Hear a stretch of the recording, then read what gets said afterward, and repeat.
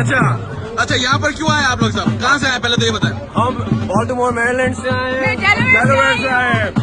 अच्छा अच्छा, क्या चीज? वज़ीर आज़म को रिसीव करने आए हैं, तब्दीली डीसी आ चुकी है।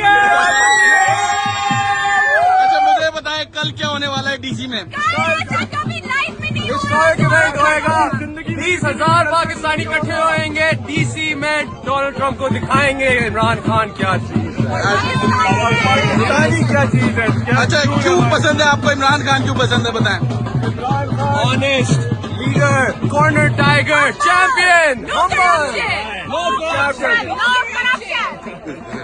Sir thank you so much. और एक नारा हो जाए पाकिस्तान पाकिस्तान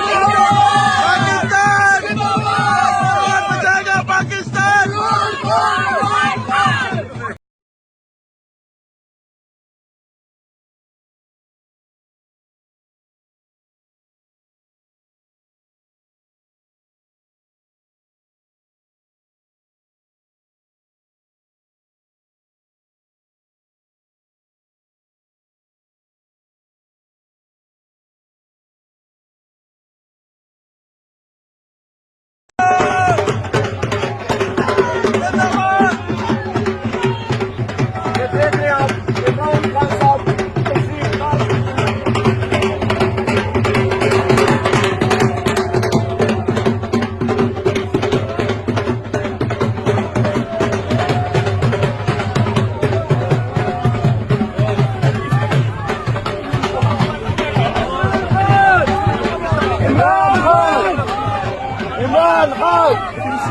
इमरान खान